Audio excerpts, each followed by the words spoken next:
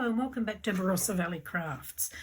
Today we're going to make this card. So I was inspired to make this one after seeing a very similar one, and I just liked it and thought we'll give it a try. So I'm using Lavinia stamps. The ones I'm using are the Pheasant, the Fir Cone Branch, Fir Tree 1, and the Mini Holly. So I'll show you how I made this. So we're going to get some paper to start off with. Now the card I'm using here, the card base, is a 300 GSM card, smooth white, and it's 4.5 inches by 5.5 inches. And the first thing we're going to do is stamp the Fir Cone Branch. So for the stamping, I'm using VersaFine Clair Nocturne. So we'll stamp these to start with. So I'm going to do this in a couple of different spots. So we'll do one about there. Always remember to let your stamp sit on the card for a bit for the ink to soak into the card. And we'll do it again.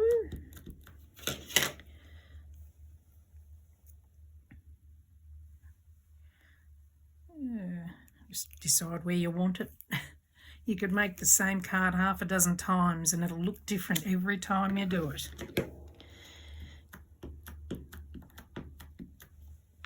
And put the third one about there. Okay. Now the next one we're going to use is the little mini holly.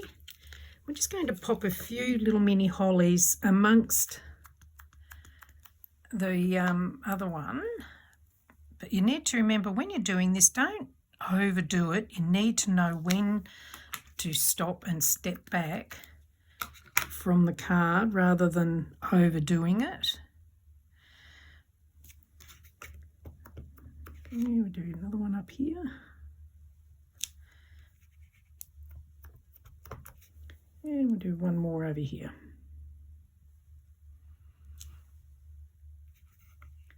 Yeah, that's enough. I don't want to overdo it. Okay, so that's that done. So next thing we're going to do is the pheasant. So I'm going to use my stamp press for the pheasant because I just get a bit concerned when I'm doing things like this if it doesn't stamp properly, that I would never get it lined up again. So I'm just going to use that for this one, and I'm just going to move that over a bit because I want a bit of the fence off the card so it's not right on the card, so it looks like it's coming off it. Just work out where you want it. If you needed to, you can use your black part to work out what it would look like where you place it. Okay, so we'll just stamp that one. I love my stamp press. Ever since having this stamp press, I do a lot more stamping than I used to do because I was also frightened that the stamping wouldn't work and then you could never line it up again properly. So it's made a big difference. It's a bit like the bow maker. I never used to do bows, but now I've got a bow maker. I add bows to my work. There we go. So that's that one done. And now we'll do the fir tree. So I'll just grab the tree. So with the fir tree, we'll stamp it once and then we'll stamp it again doing a second generation stamp. So we'll do the first stamp, allow it to soak in, then lift it and move it across a little bit to create another tree. I'm going to go across and up a little bit and do a second generation stamp. So that way it looks like it's back a little bit further. And we'll ink it up once more. And again, I'm going to stamp off and then stamp it again between those two. So you've got 3 trees of different heights. Okay, so that's the stamping done. Now we're going to create some hills. So using my hill mask, which, where have I set that? Oh, it's the trouble with the acetate hill masks, you can't see them. It's all right, I'll grab another one.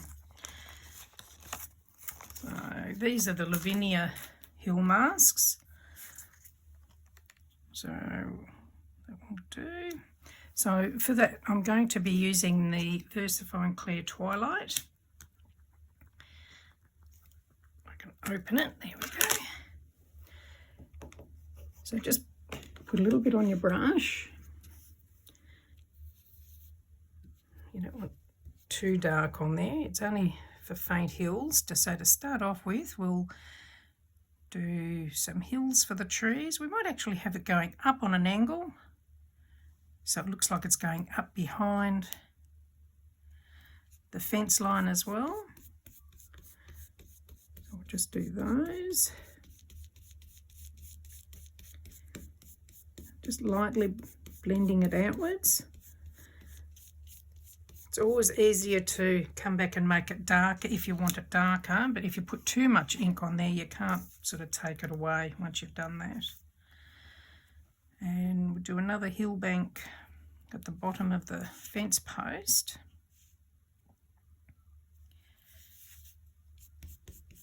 Again, just blending it downwards. Here we go. So that gives you some hills. Now, hopefully this is dry enough, because what we're going to do now is we're going to blend the twilight around the edge of the card. I'm actually going to grab a bit of card to hold, because I've got ink on my fingers, so I don't want to put that onto the card. So I just lightly go around the edges of the card.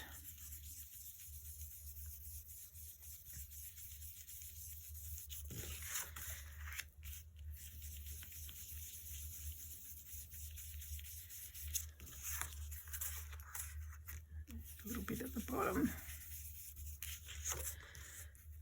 Okay, I might just do a little bit more in here.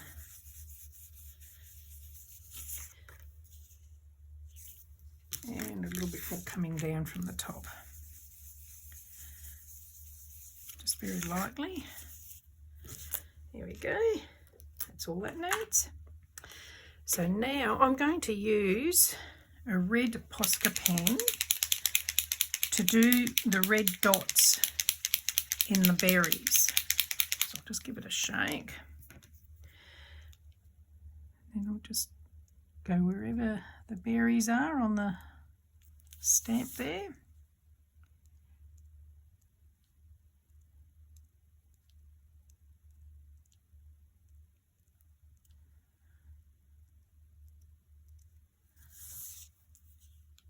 There we go, that's them done. Now, hopefully they will dry fairly quickly. So the next thing I'm going to do is I'm going to make some snow on the fence line.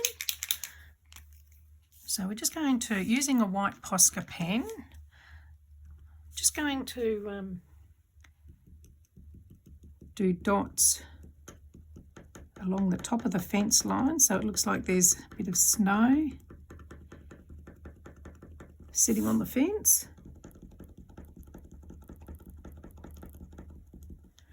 And on the other one. It doesn't have to be exact perfect, because what snow is. There we go, and then we'll put some on top of the fence post, and then we'll put a couple of little snow banks the side of the fence post.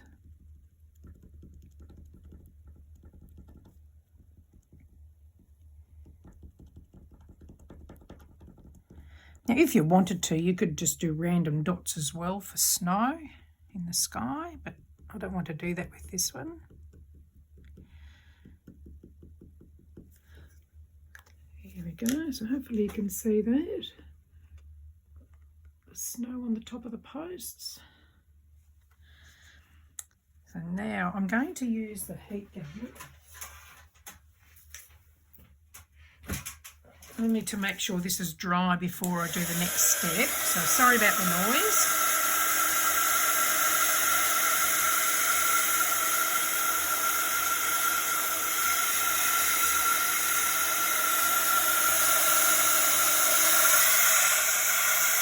I'll just throw the berries off as well.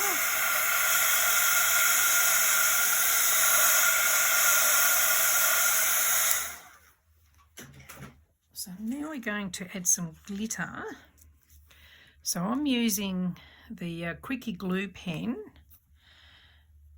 So I'll get that working, and I'm just going to do some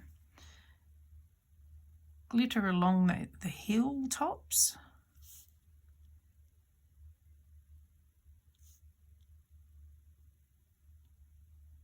So one down there. So while I'm doing this, I have a Facebook group called Cardmaking for Beginners and Beyond. If you'd like to join up, and you can share your creations that you make with any craft work. There you go. I think that's probably got it all.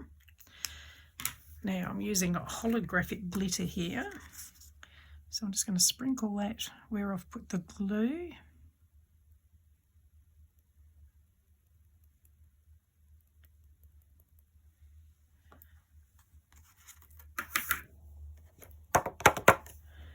And just brush off the excess.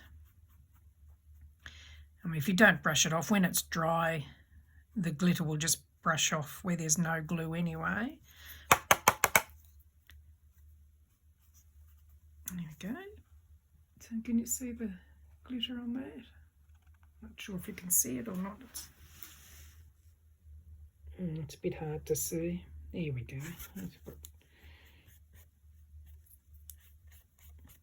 And again, if you wanted to, you can do dots of glue through the sky and then add glitter onto that to give you shiny snowflakes. Anyway, that's a bit done. I'll just pop this away before I spill it everywhere, which wouldn't be the first time.